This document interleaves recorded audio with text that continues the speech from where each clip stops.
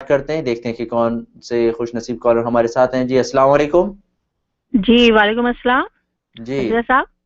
جی حضرت سن رہے ہیں بات؟ جی السلام علیکم حضرت صاحب۔ وعلیکم السلام۔ اللہ تعالیٰ آپ کو خوش رکھے اور صحت کے ساتھ آپ کو زندگی دے، اور جیسے بات یہ کہ آپ کے بتائے ہوئی باتوں سے بہت فائدہ ہوتا ہے، خاص کر آپ جو حدیث بیان کرتے ہیں بالکل نئی ہوتی ہیں اور نہ کبھی پہلے سنی ہوتی ہیں، ورنہ تو جو سنی ہوئی لوگوں کی ہوتی ہیں وہ فوراً آتا ہے کہ ہاں یہ ہم نے فلاں جگہ یہ پہلے سنی ہوئی تھی یا ہمارے بڑوں سے، لیکن آپ کی بالکل حدیثیں جو ہوتی ہیں بالکل نئی ہوتی ہیں اور انداز بیاں بہت زبردست کہ سننے کے بعد بار بار سننے کو دل چاہتا ہے، لطف آتا ہے سننے میں، اور اللہ تعالیٰ آپ کو خوش رکھے۔ اور میرا پہلا سوال یہ ہے کہ تو یہ چھوٹے بچوں کے متعلق تھا کہ یہ جو بچے ہوتے ہیں یہاں پر بھی ہیں پاکستان میں بے انتہا شیطان اور ایسی ایسی حرکتیں کرتے ہیں کہ آپ یقین نہیں کر سکتے کہ یہ اتنا سا بچہ ہے، یہ 2 سال کا، یہ 3 سال کا، یہ اتنے شیطان اور اتنے بدماش۔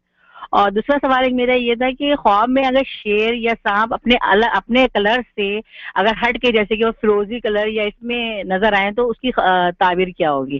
جی بہت بہت شکریہ۔ بہت اچھا، انشاءاللہ ہم سے پوچھتے ہیں۔ جی ماشاءاللہ، آپ کی محبت کا بہت شکریہ، آپ نے اتنا اپریشیٹ کیا، اللہ تعالیٰ آپ کو بہت برکت دے۔ حدیثیں تو وہی ہیں جو ظاہر احادیث کی کتابوں میں موجود ہیں، اور میری کوشش وہی ہوتی ہے کہ آپ کو زیادہ سے زیادہ یونیک اور اچھی باتیں آپ تک پہنچیں اور آسانی کے ساتھ، ورنہ یہ کہ حدیثیں تو وہی ہیں، کوئی نئی حدیثیں نہیں ہیں، لیکن یہ کہ کتابوں میں موجود ہیں، لیکن میں جو ہے ان کو چن کے جو کوشش کرتا ہوں کہ ایک لڑی میں پرو کے آپ کے سامنے دوں اور آپ اس پہ عمل کریں۔ ظاہر ہے کہ سرکار دو عالم صلی اللہ علیہ وسلم نے زندگی کے شب و روز میں جو ہدایات دی ہیں وہ اس کی کوئی نظیر نہیں ہے، اور اس لیے میری کوشش ہوتی ہے کہ امت تک وہ ساری چیزیں پہنچیں، اور نئی جو باتیں جو لوگوں کے لیے نئی ہیں کتابوں کے اندر موجود ہیں وہ پہنچیں، اور ان کو اس انداز سے پیش کروں تاکہ آپ کے لیے زندگی میں رہنما ہو جائیں۔ الحمدللہ آپ کی طرح اور ہر بہن کی طرف سے یہی فیڈ بیک ہوتا ہے، ماشاءاللہ وہ ان کو جو ہے بڑا دین کے حوالے سے بڑا نفع ہوتا ہے، بڑی آسانی پیدا ہوتی ہے۔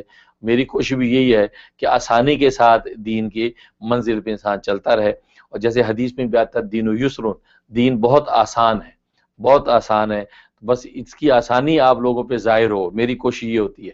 ورنہ لوگ کہتے ہیں دین پہ چلنا بڑا مشکل ہے، کیوں؟ اس لیے کہ اس کی آسانی کا جو پہلو ہے وہ آج ہم لوگوں کے سامنے رکھتے نہیں ہیں، جس کی وجہ سے دین میں خوف محسوس کرتے ہیں لوگ۔ جبکہ صحیح بخاری کی حدیث ہے، نبی پاک صلی اللہ علیہ وسلم فرماتے ہیں کہ یسروا ولا تعسروا، دین کو آسان کر کے پیش کرو لوگوں پر، ان پر تنگیاں اور مشکلیں نہ ڈالو۔ بشروا ولا تنفروا، ان کو بشارتیں اور خوشخبریاں سناؤ، ان کو متنفر اور خوفزدہ نہ کرو دین سے۔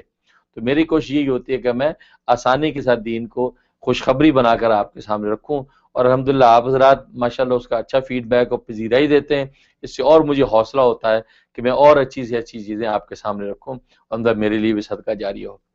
اللہ تعالیٰ آپ کی محبت کو قبول فرمائے۔ باقی جو آپ نے سوال کیا یہ بہت ضروری اور اہم سوال ہے کہ یہاں بچے بڑے شرارتی اور شیطان ہوتے ہیں۔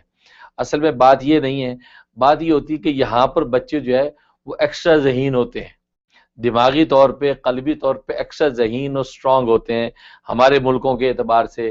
جس طریقے سے یہاں پر بچے کی گروتھ ہوتی ہے، یا جس وقت وہ پریگنینسی کے پروسیس گزر رہے ہوتے ہیں، آپ حضرات جانتے ہیں کہ یہاں پر بچوں کو میڈیکل پوائنٹ آف ویو سے کس طریقے سے اس کا ٹیک کیئر کیا جاتا ہے، اس کے دماغ، اس کے دل، اس کے کیفیات پر کتنا زیادہ توجہ کی جاتی ہے، اور ماں کی کتنی ٹیک کیئر کی جاتی ہے، تو اس وجہ سے اسی وقت سے ہی اس کی دماغی صلاحیتیں بہت زیادہ سٹرونگ ہوتی ہیں۔ جب بچہ دنیا میں آتا ہے، ہوتا یہ کہ ہم لوگ اس بچے کی جو دماغی جو سٹرونگنس ہے، جو اس کی اسٹرینتھ ہے، اس کے برابر چل نہیں پاتے، ہم بہت پیچھے رہ جاتے ہیں، ہم اس کو اب بچہ سمجھ کے اگنور کرتے ہیں، لیکن وہ جب کہ دماغی طور پہ بہت آگے ہے، ہم اس کو صحیح ٹیکل نہیں کر پاتے، تو وہ بچہ جو ہے ظاہر ہے بچہ ہے وہ نادانی کے ساتھ جو کسی بھی راہ میں، تو شیطانی اور شرارتیں وہ تو بچے کے گھٹی میں ہیں، خیر جو ہے کی محنت باہر سے کرنی پڑتی ہے، تو وہ شیطانی اور شرارتوں کی طرف نکل جاتا ہے۔ لیکن جو والدین شروع سے بچے کی اس ذہنی گروتھ اور صلاحیت کو صحیح یوٹیلائز کرتے ہیں، اس پہ اتنا بوجھ ڈالتے ہیں کہ تاکہ اس کا دماغ جو ہے واقعی اس کو صحیح طریقے سے لیتا ہے، اور وہ دماغ اس کا خیر کے کاموں میں چلنے لگتا ہے، تو خیر کے کاموں میں بھی پھر وہ بچہ بہت آگے جاتا ہے، بہت آگے جاتا ہے بڑی تیزی کے ساتھ۔ اب یہاں ایک بچہ جتنی جلدی قرآن کریم حفظ کرتا ہے، کتنی جلدی محنت کرتا ہے، عام مدارس میں آپ دیکھیں تو ہمارے ملکوں میں بچہ جو ہے شاید اس کے لیے زیادہ ٹف ہو جاتا ہے، یہاں پر کیونکہ دماغ اور حافظہ قوت زیادہ ہوتی ہے اس وجہ سے. تو اس لیے بنیادی چیز یہ ہے کہ ہمیں شروع سے بچے کو ٹیکل کرنا آنا چاہیے کہ اس کی دماغی جو اسٹرینتھ ہے بہت ہے، لہٰذا وہ اس کا دماغ 1 کلو نہیں 10 کلو ہے، لہٰذا وہ 10 کلو کے حساب سے اس پر ووٹ ڈالے. اس کو چھوٹی چھوٹی دعائیں ہیں، چھوٹی چھوٹی چیزیں ہیں.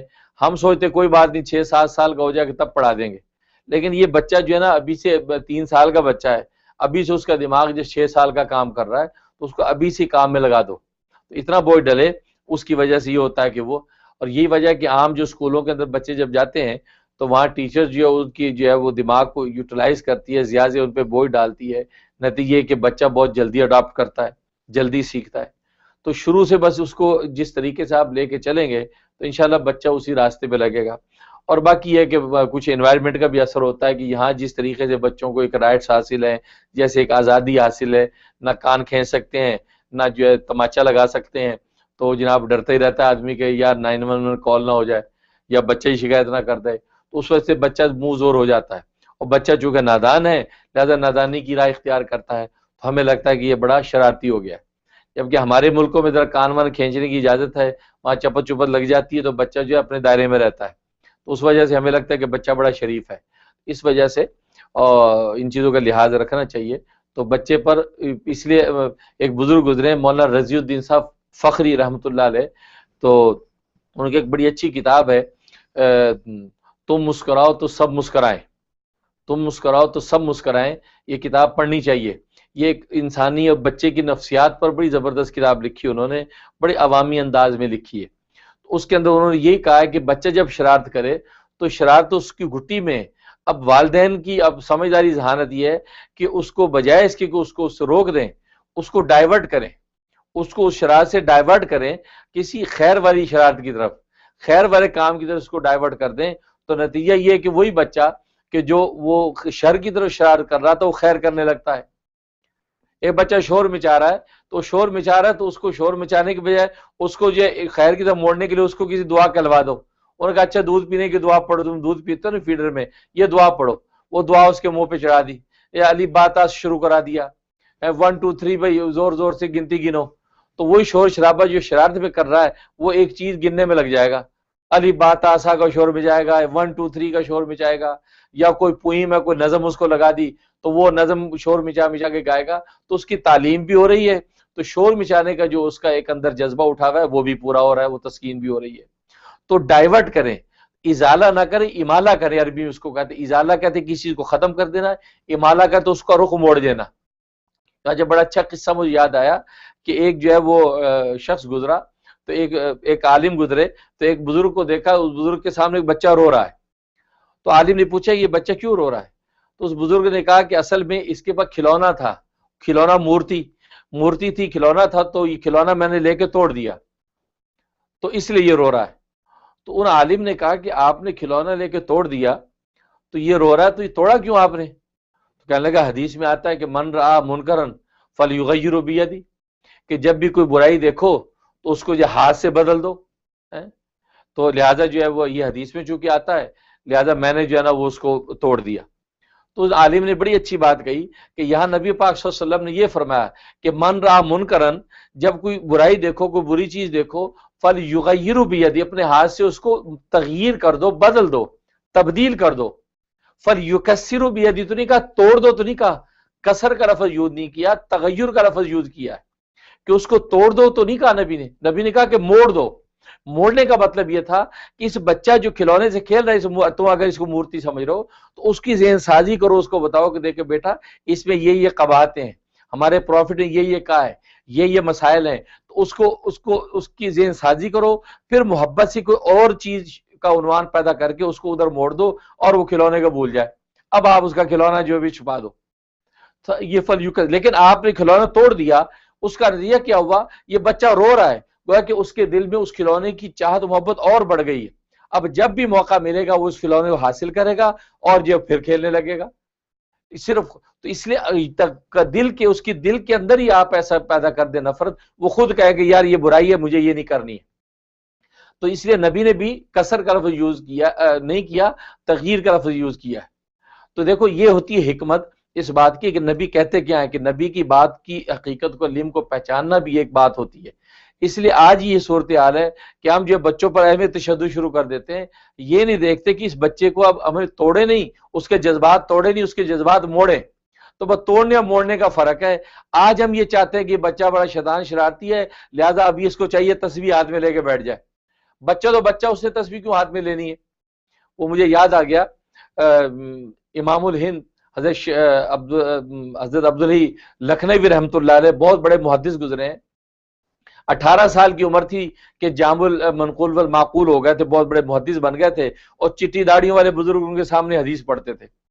تو ہمارے والد صاحب رحمۃ اللہ علیہ حضرت مولانا مفتی نیاز احمد ختنی رحمۃ اللہ علیہ ہمیں یہ واقعہ اکثر سناتے تھے. وہ فرماتے تھے کہ ایک مرتبہ وہ حدیث پڑھا رہے تھے تو سامنے گھونسلہ تھا، تو ایک جو ہے وہ چڑیا گھونسلے میں گھسی. تو وہ جو امام الہند اٹھے اور ٹوپی اس کے آگے رکھ دی چڑیا پکڑنے کے لیے. تھوڑی دیر کھڑے رہے، اس کے بعد آ کے مسند پہ بیٹھ گئے. تو جو چٹی داڑیوں والے جو بزرگ اس شاگرد جو تھے، اور وہ عجم سے شاگرد آتے تو سب حیران ہو گئے کہ یار ہمارا اتنا بڑا شیخ الحدیث محدث یہ کیا حرکت کر رہا ہے. تو حضرت پہچان گئے. اب حضرت کا بھی مقصد کیوں تعلیم تھا. پہچان گئے تو حضرت نے فرمایا کہ تم لوگ حیران کیوں ہو رہے ہو کہ میں نے یہ چڑیا کی طرف کو پکڑنے کی کوشش کی ہے. اور اس کے بعد انہوں نے یہ شعر پڑھا جس میں نصیحت فرمائی، اور عجیب شعر فرمایا کہ شیئان عجیبان ابرد من یخ، کہ دو چیزیں ایسی ہیں کہ جو برف سے بھی زیادہ ٹھنڈی ہیں. دو چیزیں برف سے بھی زیادہ ٹھنڈی ہیں، اور برف سے بھی زیادہ ٹھنڈی ہونے کا عنوان اس وقت اختیار کیا جاتا ہے جب وہ بہت بری ہوں، کیونکہ برف سے زیادہ ٹھنڈ جو ہوتی ہے انسان کے لیے تکلیف دہ ہوتی ہے. تو جو دو چیزیں فرمایا کہ وہ برف سے بھی زیادہ ٹھنڈی ہیں یعنی بری ہیں، کہ شیخ یتصبا صبی یتشیخا، ایک تو یہ کہ بوڑھا بچوں جیسی حرکتیں کرے، یہ بہت برا ہے، اور بچہ بوڑھوں جیسی حرکتیں کرے، یہ بہت برا ہے. ہر ایک کو اپنی عمر کے لیول کے اعتبار سے حرکت کرنی چاہیے. تو فرمایا کہ دیکھو میں 18 سال کا کھلنڈرا ہوں، ابھی تو میں کہ ٹین ایج ہوں، 18 ہوں، تو میں لہذا یہ مجھے زیب دیتا کہ میں چڑیا پکڑوں دوڑوں بھاگوں. تمہیں زیب نہیں دیتا کہ تم بھی ٹوپی پکڑ کے جو چڑیا پکڑنے کے بھاگو. تو مجھے زیب دیتا، تمہیں زیب نہیں دیتا. تو اس میں والد صاحب فرماتے تھے کہ بچہ بچپن جیسی حرکتیں کرے، گلاس توڑے، پلیٹ توڑے، کودے اچھلے. فرمایا یہ بچہ ہے، اب ہمارا کام یہ کہ اس کی شرارتوں کو خیر کی طرف موڑنا، یہ ہمارا کام ہے. تو توڑنا نہیں ہے، موڑنا ہے. آج یہ ہوتا ہے کہ ہم جو متشدد والدین ہیں ان بچوں کے جذبات توڑتے ہیں، جس کا نتیجہ کیا ہوتا ہے بہت برا نکلتا ہے. وہ بچہ اپنے ماں باپ کے بارے میں دل میں خار رکھ لیتا ہے. اور یہاں کی دنیا میں شکایات ہیں کہ بچہ جب 18 سال کا ہوا اب وہ پوری لسٹ سناتا ہے بچپن کی. ابا آپ نے فلان ٹائم میرے کان کھینچے، آپ نے مجھے مرغا بنایا، آپ نے مجھے مارا، میرے پاؤں پہ زخم آئے. وہ پوری لسٹ سناتا ہے اور نفرت کا اظہار کرتا ہے. 18 سال تک نہیں بولتا کیونکہ اس کو سوچتا ہے کہ ابا سے ابھی مجھے بینیفٹ بھی ہے اور ابھی میری کوئی حیثیت نہیں. جب اس کو رائٹس نظر آتے ہیں تو کتنے والدین آتے ہیں مجھے شکایت کرتے ہیں کہ بچہ جو ہے بچپن کے سارے واقعات کہ ابا نے ایک دفعہ مارا تھا اس کو مرغا بنا کے، تو اس کی شکایت، اس نے کہا ابا سے مجھے نفرت آئی، ہیٹ، میں نفرت کرتا ہوں. تو دیکھیے باپ کی اس تشدد نے اس بچے کو ذہنی طور پہ کتنا متاثر کیا. اس لیے جو ہے میری درخواست یہ ہے کہ یہاں بچوں کو بڑی سمجھداری کے ساتھ لے کے چلنا چاہیے کہ ان کے جذبات کو توڑے نہیں، ان کے جذبات کو خیر کی طرف موڑیں. اور یہی ہماری شریعت اور اسلام کا توازن اور اعتدال ہے، جس کی وجہ سے انشاءاللہ ہم ترقی کریں گے. ناظرین، آپ نے دیکھا کہ انتہائی نصیحت آموز حضرت نے یہ بیان فرمایا یہاں پہ بچوں کی پرورش کے حوالے سے، جو کہ ہر گھر کا مسئلہ ہے. سوال بھی بر وقت ہوا اور ماشاءاللہ حضرت نے اس کو ہر پہلو سے اس کو کور کیا. اللہ تعالیٰ